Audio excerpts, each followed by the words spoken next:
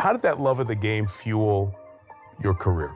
It was the basis of my career. My love of the game within my contract, which, I'm pretty sure most contracts now, I'm actually positive now, don't have that clause within the contract. Everybody's so worried about everything else now instead of what it was built on, like your game, competing, winning, going out there, giving everything you got. It's like everybody's so caught up in all the shit that don't matter anymore. One place where he often invoked that clause was in late-night games at his summer basketball camp for kids at suburban Elmhurst College. On many hot summer nights after the young basketball campers went to bed, Michael would join in fierce basketball battles against the college players helped to run the camp. See the players of today's basketball with that mindset to achieve greatness? It's hard to be hungry when you have. When you look at Michael Jordan's career, yeah, he stacked 6 rings, 5 MVPs, and a bunch of records that still make the league look small next to his name. But the real key to his whole legacy wasn't just trophies. It was that wild mentality he brought every single night. And, at that time, it was about 10% chance that I can re-injure my ankle or my foot. He says, if you have a headache and you got 10 tablets and one of them is coated with cyanide, would you take the Tylenol? And I looked at him, I said, how bad is the headache? His attitude was so sharp, it shifted the entire vibe of the NBA. Most players, no matter the era, get that big shoe deal or that first max contract, and suddenly that they start easing up instead of leveling up. They hit one milestone and treat it like the finish line instead of the warm-up. And in today's era, it's even louder. Contracts are blown up. Role players getting paid like they're running the whole league. And some guys just get too comfortable way too fast. I didn't put the brand before I put the work. I put the work first and then the brand evolved based on the work. Right.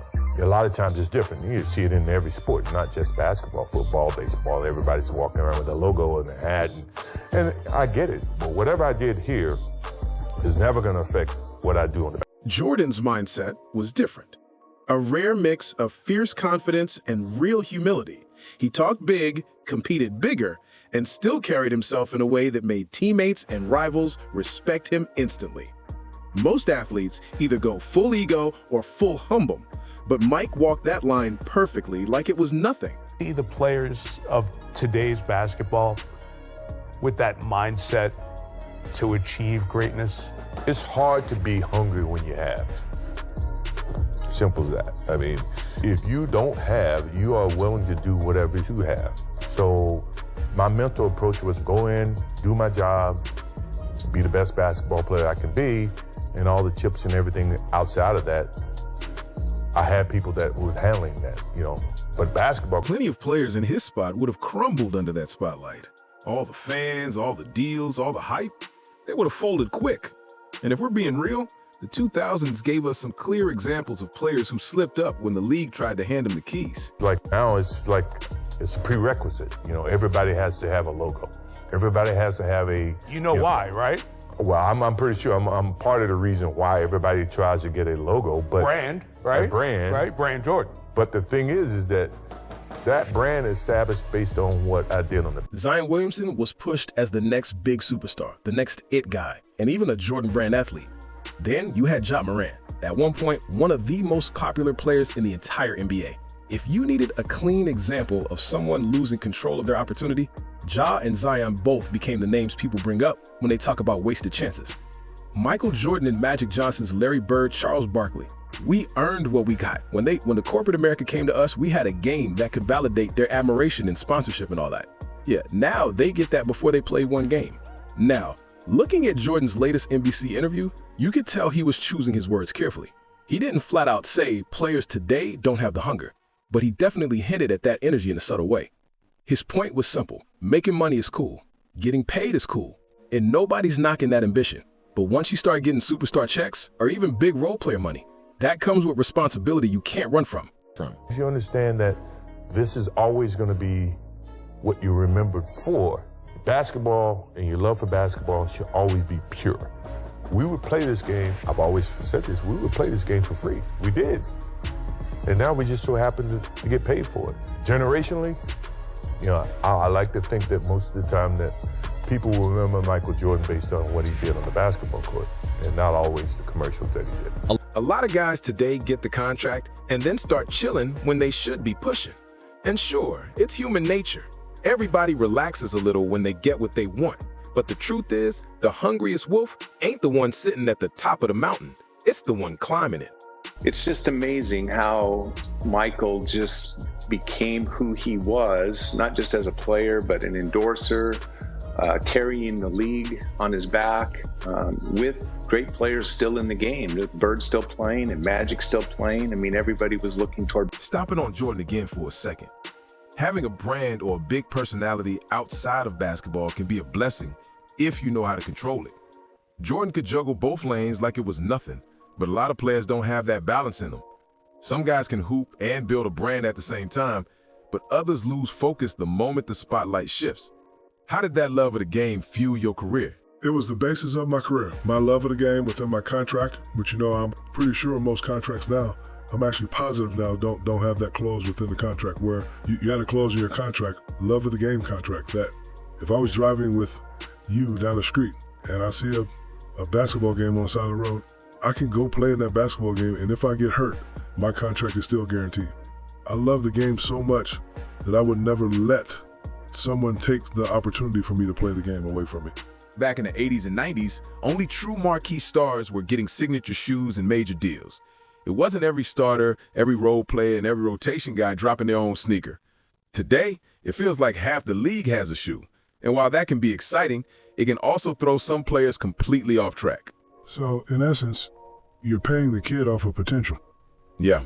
That he may be great. You don't think that's good? No, because I think it says bad work ethic. When you get something so easily, you're not going to work as hard. Take someone like Cade Cunningham, a legit rising star with a fresh Nike deal. Cade is wired to go harder when opportunity hits, and that kind of mindset pushes him forward, not backward. But not everyone operates like that. Some players get a brand and suddenly loosen up, and that's where the whole issue starts.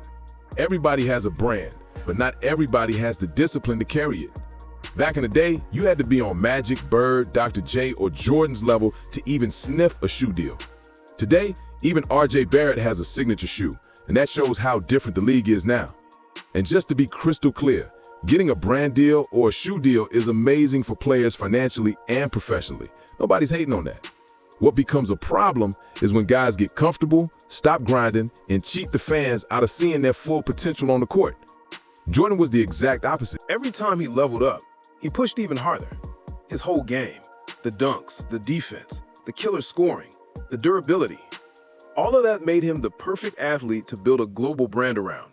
He didn't just sell shoes, he made the shoes iconic because he was iconic.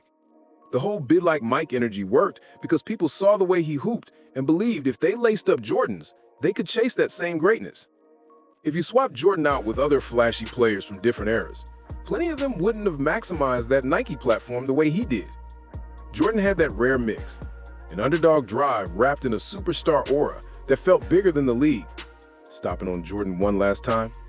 Nope. The reason he hit legendary status and connected with fans worldwide is simple. With him, basketball always came first.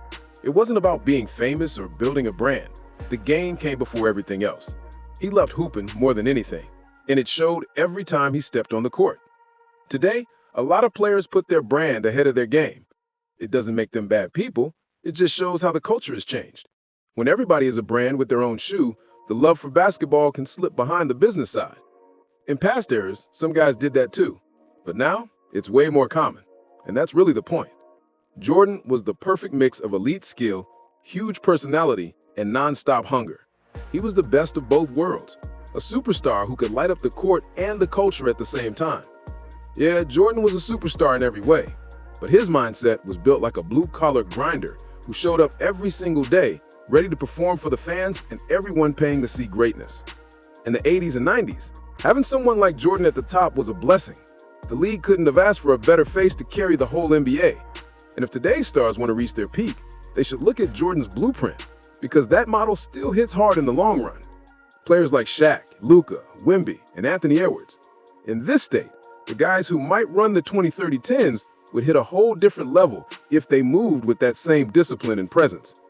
That's what being the face of the NBA looks like. And that's how a true ambassador for the game carries themselves. Thanks for watching. Make sure you like, subscribe, and I'll see you on the next